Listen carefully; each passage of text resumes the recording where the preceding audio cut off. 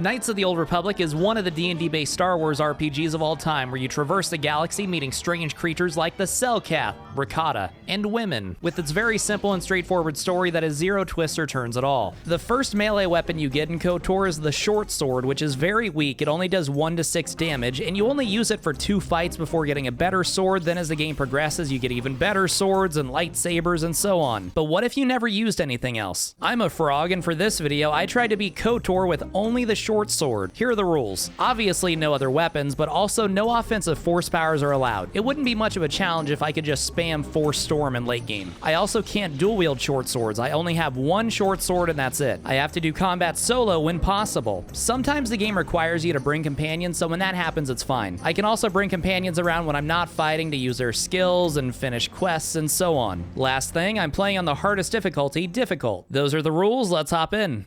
The very important step 1 of this challenge was creating my character. I chose Soldier because it's the best for combat, and I needed to compensate for only having a short sword. For my portrait, I'd usually pick Mullet Man, but I was Mullet Man in my other KOTOR series, so instead I picked Soul Patch Guy. On the attribute screen, I picked almost the same as in my KOTOR 2 Plasma Torch only video with the same logic. I need to compensate for having a really weak weapon the whole game. So I went 16 Strength and 16 Constitution, then 14 in Wisdom and 12 in Charisma, leaving Dexterity and Intelligence at 8, making me a clumsy idiot. For skills, this entire playthrough, I will only ever be putting points into treat injury. My first feat didn't matter too much. I chose dueling to give me +1 to attack and defense with only 1 weapon equipped. I named my character Frogarchist because that's definitely how my channel name is supposed to be pronounced based on the spelling. I'll let you fill in the gaps on what the R is supposed to stand for. But there we go, character made, let's get started. Our journey begins with Soul Patch Guy being woken up by space turbulence before getting yelled at by the best character in the game about how we needed to protect Bastila and that I can open footlockers by pressing the A button. I grabbed and equipped the short sword and it was showtime. Unlike in KOTOR 2, in this game you don't get every attack feat right off the bat. So the soldier's default attack feat is power attack, and that's what I'd be sticking with for this whole playthrough rather than using an extra feat to get flurry. Because of the short sword's low damage, the damage boost from master power attack is actually better for me than gaining an extra attack from flurry. Also, unlike in the Plasma Torch video, this time I will not be apologizing for nerding out on details while discussing a D&D based Star Wars RPG. I found a better sword which I couldn't use, but also a combat suit giving me actual armor. In the next fight, I fell to the verge of death, but a good thing about this part is that you're actually invincible and your health will never drop to 0. So good guy frog advice, don't waste any med packs until you get to the starboard section. Trask and I encountered a Jedi dueling with the singer from Disturbed, and after winning, the Jedi gets killed by an explosion, but much to my dismay, when I was 5 years old, you are not able to grab her lightsaber. We cleared the bridge and it was time for my first level up. For my feat, I chose Toughness to give me an extra health point every level up. Around the next corner, we encountered Darth Brandon, who Trask valiantly fought off to allow me to escape. Rip homie. In the next part of the ship, Karth told me howdy do. I fought a couple more Sith, reprogrammed a god droid, and found Karth camping by the escape pods, which we took down to the planet below called Terrace. On Terrace, I had a nightmare where Bastila was using a single hilt lightsaber instead of a double-bladed one for some reason. Then I talked to Caden Alenko about her situation. And by talk to him, I mean skip through the conversation as fast as possible. Before I left the apartment, I upgraded a sword that I couldn't use anyway and had an extra conversation with Karth where it turns out he has trust issues. He didn't say why, but my guess is he got rug pulled by a meme coin. When we left the apartment, Space Ice was rounding up illegal aliens, and I fought them with Karth instead of solo because you're required to have Karth for this fight. I talked to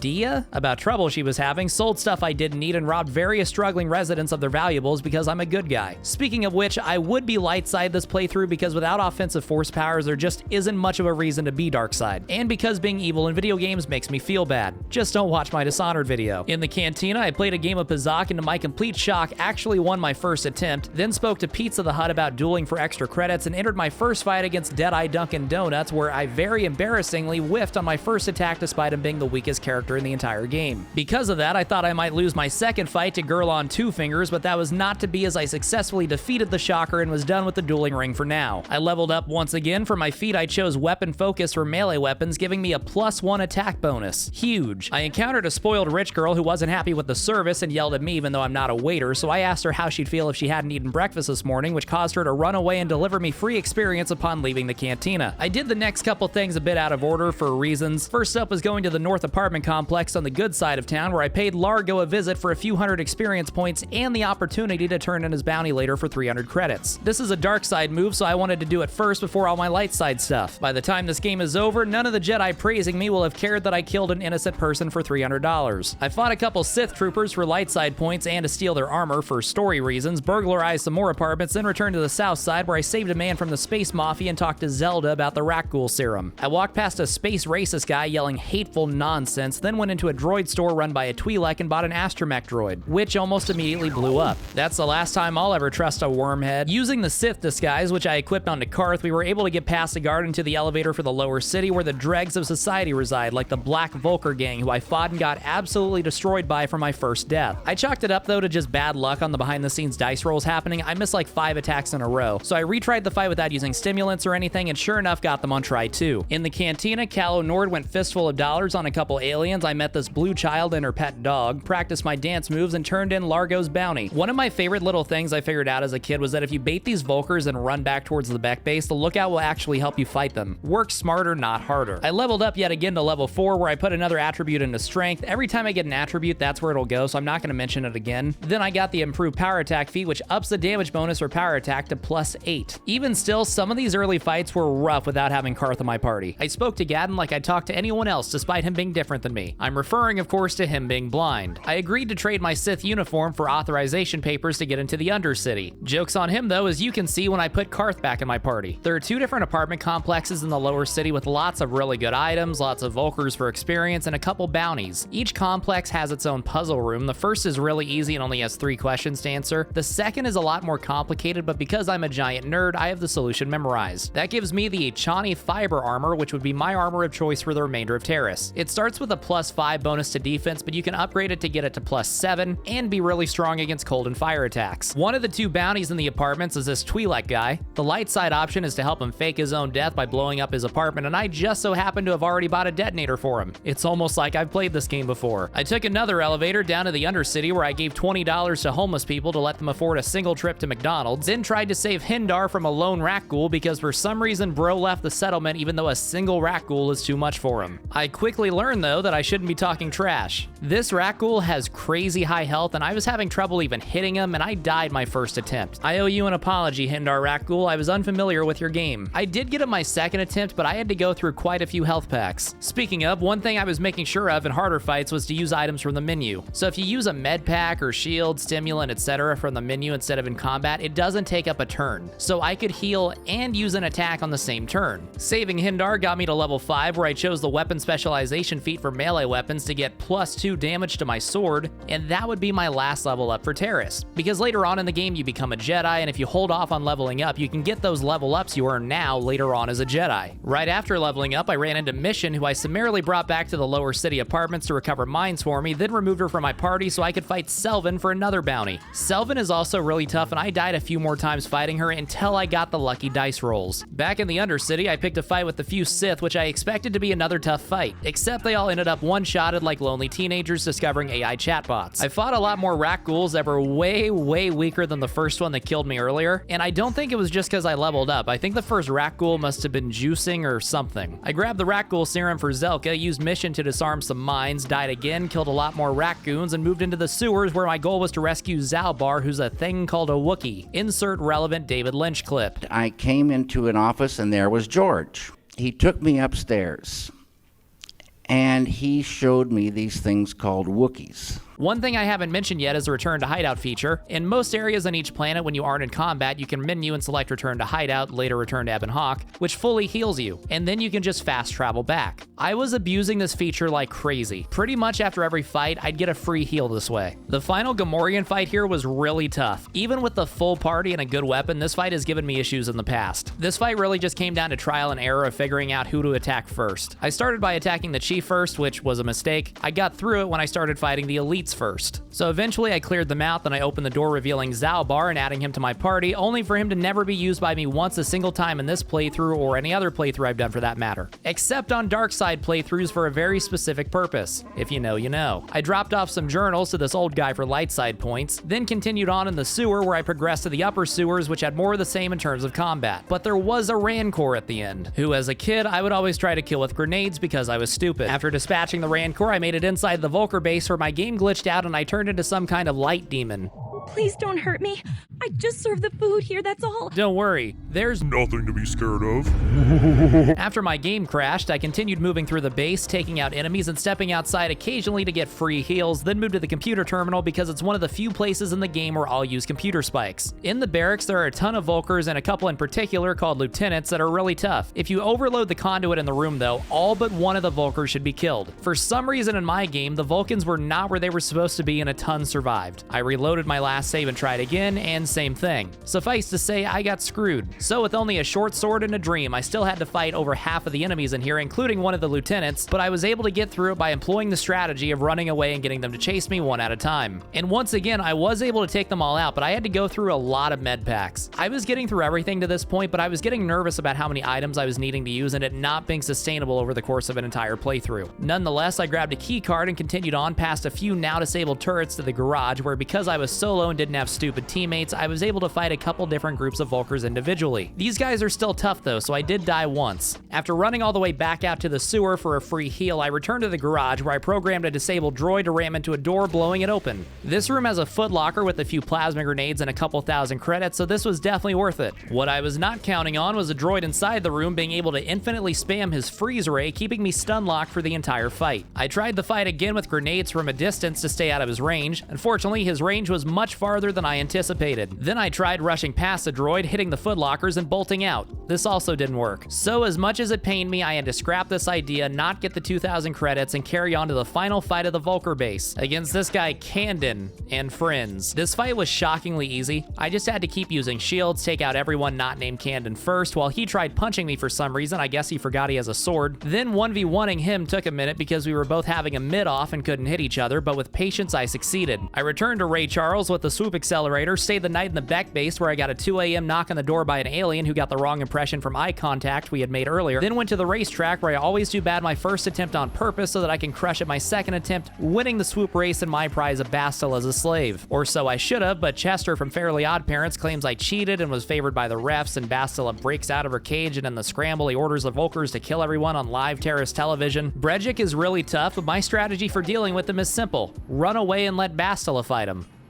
After Bastille and I finished him off, I stared at her creepily, but thankfully she recognized me even though I'm just a random soldier, and we returned to my apartment where Karth was still dressed in the Star Wars equivalent of an SS uniform. After turning in the Rakghoul Serum side quest and winning another hand of Pazak, I returned to the dueling ring to win the rest of the fights. First up was Ice, who's a strong opponent but has a crippling weakness. She's a woman. Marl is really tough. He's a veteran. Looking at him, I'd estimate his age is about 30 years old. One time when I was probably 4, I wanted to watch a SpongeBob DVD, but my dad was using the TV and told me I would have to wait until after he beat Marl. Twitch is tough but doesn't stand a chance when fighting a YouTuber. Last was Bendik Starkiller, a Mandalorian who only fights in death matches and is by far the hardest. My strategy was simply to spam grenades, then go in for the kill once he was weak. After barely losing my first try, I beat him my second try, and that was the dueling ring. I then bought T3 and 4 from the Twi'lek lady so that I could break into the Sith base in what was not only the hardest part of Terrace, but one of the hardest parts of the entire game. Which makes sense. Besides only having a short sword, I'm also supposed to be a level 6 or 7 by this point and have a full squad including the Jedi Bastila. Instead, I'm completely alone, just like you as you watch this video. After every single fight in this base, I was having to run back outside and return to the hideout again. And I still had plenty of deaths. I also had to re-employ the bait enemies in large groups to fight me alone strat again. The big droid boss before the elevator was actually super easy. He could barely damage me and his shield blocks lightsabers and blasters, not swords. But that led me to the toughest fight of all, the Sith Governor, where like the droid from earlier, he could just stun lock me. I tried this fight a couple times, and in all honesty, I thought the run was dead because there was just no way I could solo him. I'd get maybe one hit in and then get stasised. But after checking the Frogarchist video committee bylaws and having an emergency meeting with my staff, we determined there was another strategy I could use. So I ran outside, put Mission in my party, and placed every single mine I had in front of the door. Someone's gonna get hurt.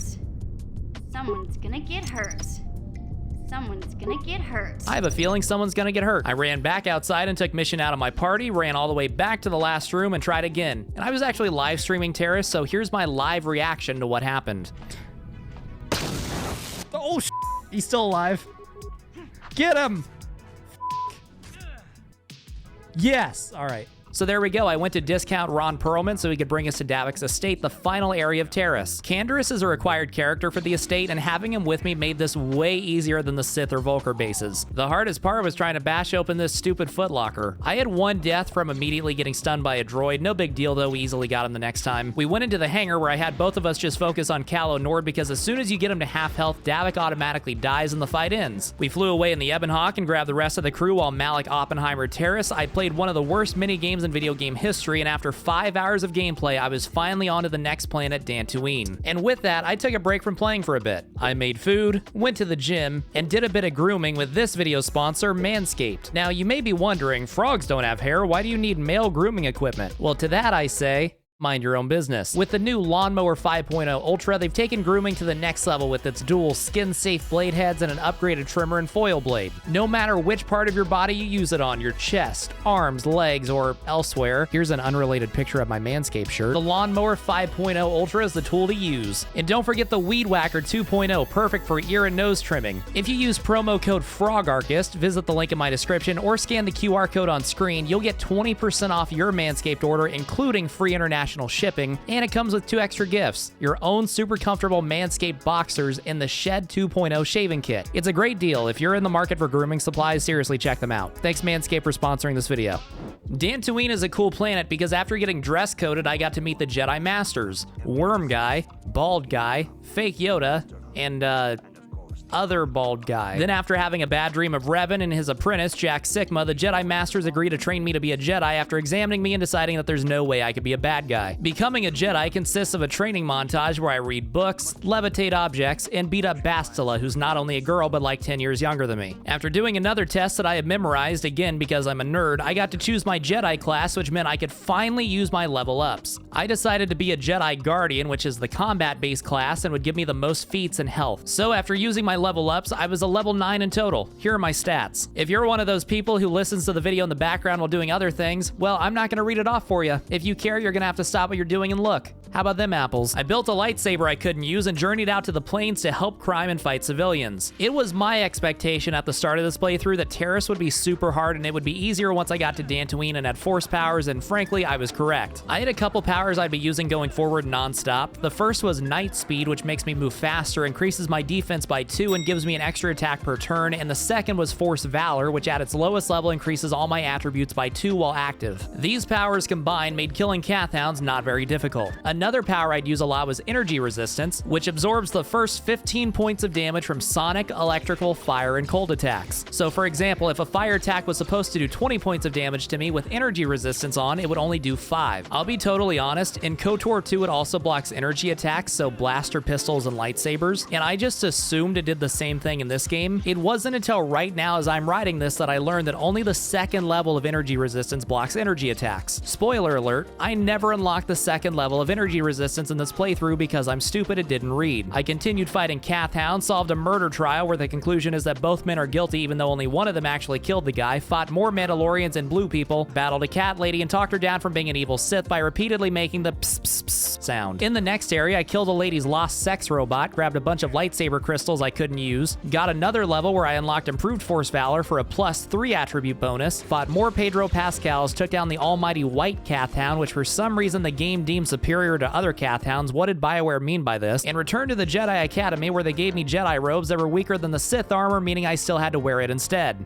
I was required to have Bastila in my party for the rest of Dantooine, so at least I could give her the Jedi robes instead. Before continuing on with the main quest, I took a visit to a corpse in a field, then the Metali estate to talk about their missing son, then to the Mandalorian leader in a fight that I expected to be brutally hard. This one again I think was made kind of easier by me using a sword instead of a lightsaber because the leader's shield blocks lightsaber attacks but not sword attacks. So I actually made it through this fight first try, although as you can see I did have Bastila's help, because technically she was required to be in my party at this point. Frog, you're bending the rules. That's clearly cheating. Counterpoint, go fuck. I went to the Sandril estate to deliver the news that their son got eaten alive by a pack of space wolves, only to learn they were holding the missing Metali boy hostage in a discount Romeo and Juliet story minus a suicide. died. Spoiler alert. I got another level up in which I unlocked the Master Toughness feat for even more health points as well as force resistance. This one I don't quite understand the D&D jargon for, but basically it makes enemy force attacks much easier for me to completely resist. After solving the Metalli-Sandral matter by freeing the children and calling their parents idiots, Bastil and I went to ancient ruins where we encountered a droid speaking in tongues that told us about a race called the Builders that built something called the Starforge. After listening to the droid's description of the Builders, my guess is they look something like this. More importantly, we found Nemo, a dead Jedi who had a new pair of robes, finally freeing me from having to wear the Sith armor. The robots you fight in here I always remembered being super tough and taking hardly any damage. I now know to attribute that to them being really strong against lightsabers because against my short sword they stood no chance. I learned a lot about this game in this playthrough. Bastil and I found a NASA propaganda map that showed the galaxy as a sphere instead of flat, but more importantly gives us a hint towards the location of the Starforge. After rizzing up Bastila, we returned to the Jedi Council where they sent us off on our new quest to journey to other planets on the star map to find more star maps on those planets so we can locate the exact location of the Starforge and, if we're lucky, the Star Carnival. The first of these planets I like to go to is Tatooine because I, for one, like sand. After investigating why food was missing on the ship only to discover a twerp who couldn't talk right that I had to take back to Dantooine, I paid a $100 landing fee because I didn't have any Force Persuade powers yet, then met an alien who told me they delivered a shipment of Gizka to my ship. Gizka are little frog-like creatures, which is good, but they run around the Ebon Hawk and are kind of annoying and I wanted to get rid of them. So I need to figure out some kind of final solution to the Gizka. But in the meantime, I strolled into Anchorhead where I was ambushed by 3 Sith that were no match for me with all my new Force powers, with my new Force Resistance power being a big help. I did a few swoop races for extra credits because Mata the Hutt pays a lot. The only downside is that he pays in bonds for some reason that I have to then sell to other merchants for actual dollars. Bastila and I went to see her dying mother in the canteen. I got a license to go to the desert from the Zerka office and found out the Sand People were holding Mission's brother hostage, then took a visit to the droid shop to buy a totally normal protocol droid named HK-47. With that, I left the city where, after helping a dude not get killed by his crazy wife, I had my first combat against the Sand People. This game does a good job portraying the Sand People as more complicated than just a violent species of savages like in the movies, and poses the moral question, were their attacks truly unprovoked, or were they maybe not justified, but at least understandable as a response to what was seen by them as trespassing? Well, I don't really care about all that because all I know is that they show up as enemies, that I can kill them for more experience, so in the words of Anakin Skywalker, I slaughtered them like animals. I also killed a few Gamorreans who like to kidnap people and blow them up for fun, which also got me a level up where I upgraded my dueling feat and unlocked the heal power, which is the upgrade to the cure power. I still wasn't perfect by any means, but my character was already rounding into shape at this point. Fights that, if I didn't have force powers, would have been simply impossible, I was clearing with relative ease. Although in the really tough ones like this one, I was still having to abuse menuing with item usage to an extent. Along with Mission and HK-47, we dressed like Sand People and traveled to their base where I had HK explain that we meant no harm and wanted a peaceful solution to their war with the settlers. The chieftain told us that all he needed was moisture vaporators. Fair enough, if that's what it takes for peace, we can handle that. After walking all the way back through the desert to Anchorhead, buying moisture vaporators, then going back through the desert again to their compound to deliver the vaporators to him, his deal for me was that the Sand People would simply reduce the attacks on settlers. If I wasn't playing this game with only the short sword, I would have wiped them out, but alas, I let it be. I freed Mission's deadbeat brother and advanced to the final area of Tatooine, an area deep in the desert with a cave containing the star map as well as a giant dragon. This Twi'lek named Comad Fortuna set up mines outside of the cave, so to bait the dragon out, I needed to herd banthas. Problem is, the local Sand People worship banthas, and this resulted in me getting attacked by elite warriors. But without a plasma pistol and BR, I had to take each on with my short sword, and this was the second most shocking fight of the planet because I expected them to be much tougher than they were. Which, in fairness, again, I did have to menu and rely on force buffs, but unlike on Terrace, where every fight late on was wrecking me, I made it through this one just fine. I baited the dragon out where it got killed by a couple mines after Comad hyped up how dangerous and powerful it was, and I advanced into the cave where I found Jedi Master Robes, a holocron for Bastila, and the next star map. Upon leaving the cave, I was greeted by Calo Nord, who somehow survived Terrace and wasn't too happy. Just look at him. This was the most shocking fight of Tatooine because I expected this one to be brutal, but I think it was yet another example of a fight where using a sword actually kind of helped. His shield is really strong against lightsabers, but using my sword, I was able to get him in just a few attacks. Rip Bozo. I fought a few giant frogs, went back to the cantina to deliver the holocron to Bastila's mom, and that was Tatooine. Back on the ship, I caught up with the crew, not because I cared about what they had to say, but to progress their individual quests and get more experience, and we flew to Kashyyyk, which is how I'm pronouncing it despite every character in this game saying Kashyyyk. When I arrived on Kashyyyk, I was greeted by a hammerhead man who scared me as a kid because I couldn't figure out where his mouth was. Upon leaving the Zerka landing pad, I went to the Great Walkway, which is primarily occupied by giant scorpion crabs crabs called Kinrath, which are responsible for Starkiller's death in the 2007 film The Mist. I came across a few Zerka soldiers who murdered a Wookiee slave and ended up just serving as free experience since I didn't even need powers to take them out. I hadn't been using Return to Ebonhawk much anyway, but it was disabled entirely on the walkway and there were a lot of enemies throughout, so that did make me have to spend more time waiting for my force points to regen rather than just fast traveling. The Kinrath were mostly not a threat. The only dangerous ones really were the Viper Kinrath. The regular ones basically couldn't even damage me. I got ambushed by Sith again, who I was easily taking down until my force resistance power wore off and then their power started working and I got stunned. This served as a valuable lesson for me. Never let force resistance wear off when fighting Dark Jedi. With that in mind, my second attempt I dispatched them easily, which also got me another level up where I finally unlocked Effect Mind, letting me do the old "these aren't the droids you're looking for" trick. Here are my stats at this point, by the way. Shortly after, I met a Wookiee who took me to meet his leader, Chundar, where I was supposed to be intimidated but was horribly distracted by their cute little noses. There are a couple side quests to take care of, including one about a Wookiee who's gone missing, but for the most part, this planet is just about the main quest line, which saw me fight through more Kinraths and take an elevator down to the Shadowlands on the forest floor. The Shadowlands are noteworthy for being dark, scary, and having even more creatures trying to kill me. After advancing a bit, I came across Kevin Michael Richardson, who showed me his house and gave me a quest to drive off Zerka employees in the area. He didn't want me to outright kill them, and to do the quest that way, light side, where you don't kill them, I'd need a character with computer use. The problem is fast travel and party selection were disabled both in the Shadowlands and the walkway, so to do this quest, I had to walk all the way back to the Wookiee village, select T3 and 4, then walk all the way back to Zerka, where I disabled sonic devices, which, although I didn't straight up kill them, this led to them getting chased off by a horror beyond my comprehension. That if it did catch them, probably killed them in a brutal way. When I returned to Jolee, he joined my party and would be required for the remainder of Kashyyyk, so at least I was no longer alone. I'm not going to go through all of his level ups. He's a Jedi Consular, which means he gets a ton of power, so I loaded him up. Mace Windu and I walked through the Shadowlands until we came across a purple shield that he disabled, and we advanced to the real depths of Kashyyyk in the final area. This area is full of strange creatures like Kinrath, a Tarintatek, and actually that's pretty much it. After I killed the Tarintatek, by the way, I found the Circlet of Suresh, a light side only piece of headwear that gives +5 to wisdom, making it a huge bonus for me with my force powers. The only downside is that it looks stupid. There's also a few fights with Mandalorians where they don't attack unless you unequip your weapons first. Joke's on them though, because they didn't account for me pausing the game and simply re-equipping my weapon. There's a couple Wookiees, one who wants me to kill the Mandalorians and another one who's Zalbar and Chundar's father Freyar, who got outcast. Hello Freyar, I am Frogarchist.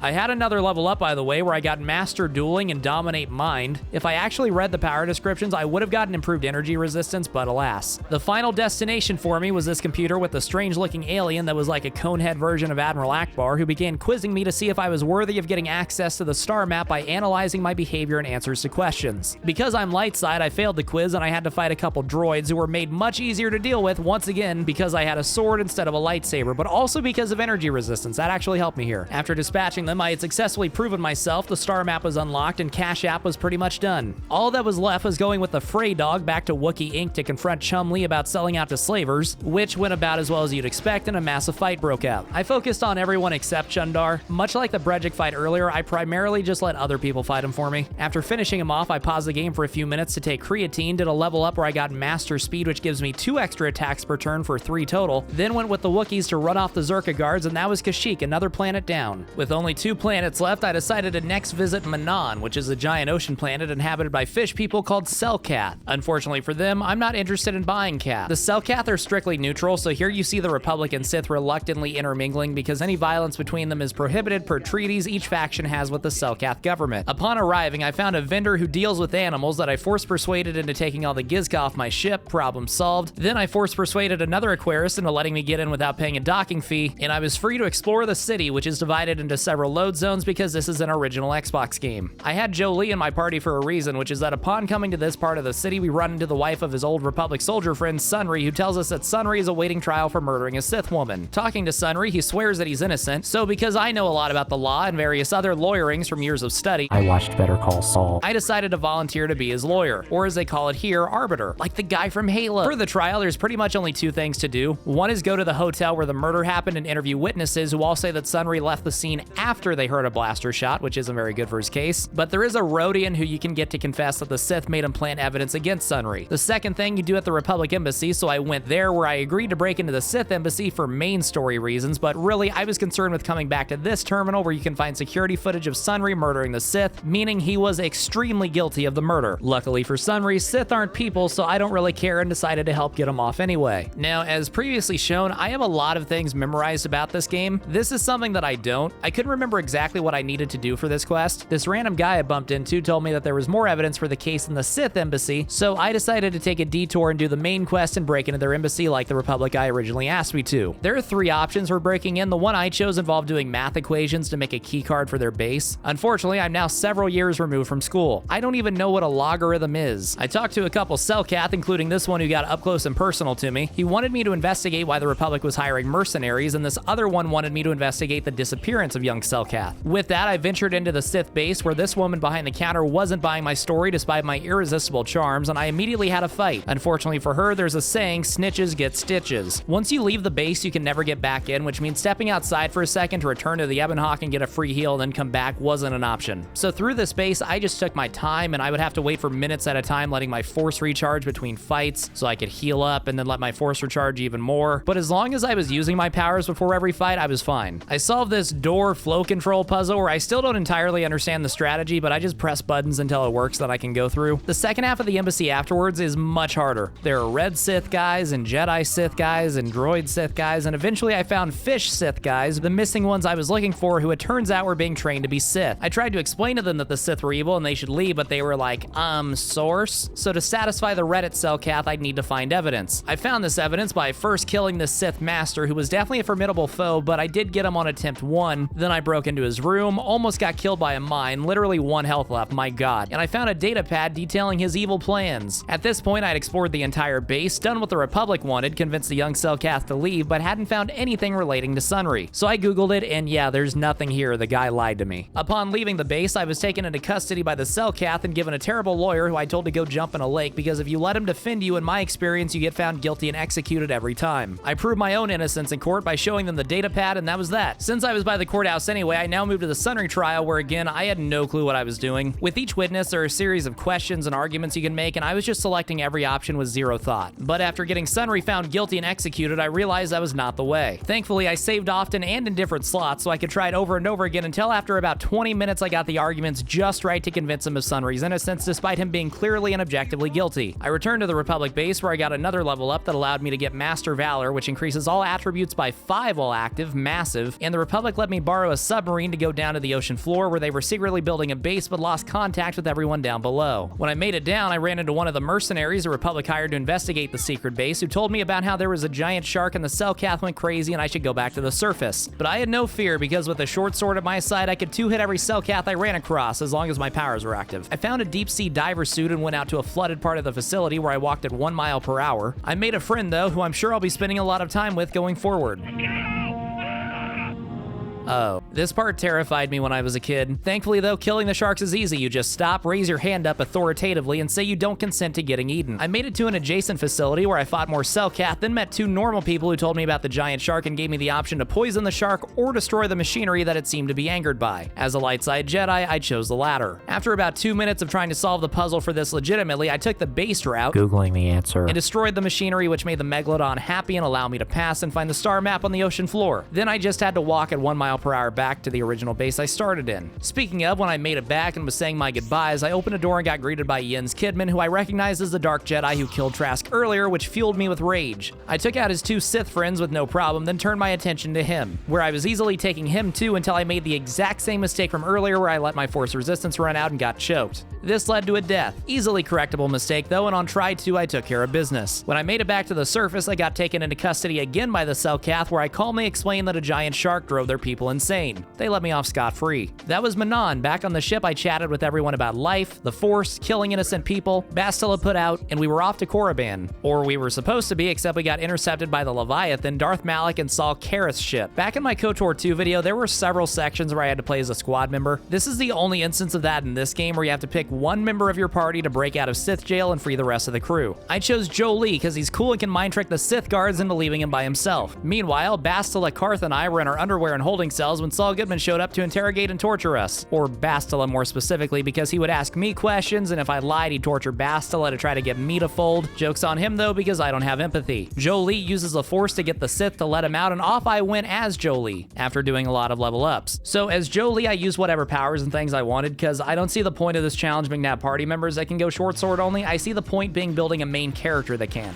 If you disagree with this and it bothers you, please send your complaint to I'm a big dumb stupid idiot head at Frogarchist.com. So as Jolie, I just spammed Force Wave and easily killed everyone I ran into. Nothing much else to say. I found the main crew, re-equipped everything including the short sword, and we are so back. I was required to have Karth and Bastila for the Leviathan, so I had them throughout, and with their help, this ship was exceptionally easy. I made sure to go through each and every room to leave no survivors, and not only did I not die, I didn't even have any close calls really. I think at this point I could have taken all these guys on solo as well, so getting help completely tipped the scales in my favor. After a bit, we went on a spacewalk that was slower than Jim Cramer. On the other side, we fought a few more Sith before making it to the bridge where we had a final showdown with Soul Trap. You'll be shocked to hear this, but once again, this fight wasn't bad at all. And it's another example of a character having a jack shield for lightsabers that does nothing against my sword. After defeating Jimmy McGill, he whispered something to Karth, which made Karth freak out. Not sure what that's about. We fought our way back through the ship against all sorts of evil people, where I got a level up and unlocked the implant level 1 feat and Force immunity and upgrade to Force resistance. When we got to Hangar 18, I unequipped everything from Bastila for no particular reason, and then a minute later as we were trying to grab the Evanhawk and skedaddle, oh no, it's Darth Malak. He started talking to us, and there was this cutscene where other people talk, and at the end it shows us the true identity of Darth Revan. Oh my god, it's John McCain. With that, Bastila and Malak talked to me about the weather, then we 1v1'd, and not to brag, but I wrecked him. But he put me in a tornado and I was helpless, but instead of just cutting me in half, he ran away. I searched for him, found him again, wrecked him again, then Bastila did the old I'll hold him off, you get out of here routine, and we left without her. As tragic as it was to lose Bastila, we could now at least set the thermostat on the Evanhawk to a reasonable temperature. I played more of the god-awful turret game. Back on the ship, the crew and I had a chat about things and happenings, and there was nothing left for us to do except go to the last planet, Korriban. Korriban is where the Sith Academy is located, so as you can probably guess, it's loaded with Sith. Like this Sith who was going to kill 3 people, but thankfully I was there to talk him down. Further ahead, I got bullied by a blonde chick with a Malfoy haircut, took a quest from a spice dealer to retrieve a package for him off the Evanhawk, but first talked to a black market salesman where I spent almost all my credits on life support packs and Dominator gauntlets, which give me +5 strength, which is ridiculous and put me at 28 strength in total. I went back to the ship, grabbed the spice, and brought it to the Rhodian, who gave me another quest, this time to deliver a strange box to the hut on Tatooine. He told me very specifically to not open the box for any reason whatsoever. So of course, as soon as I got back to the Evanhawk, I opened the box, which transported me inside a white void with a monster man who challenged me to a riddle contest for the right to escape. I got him by asking him to spell pig backwards and list a bunch of colors. After quickly going back to Tatooine and delivering the box, I returned to Korriban.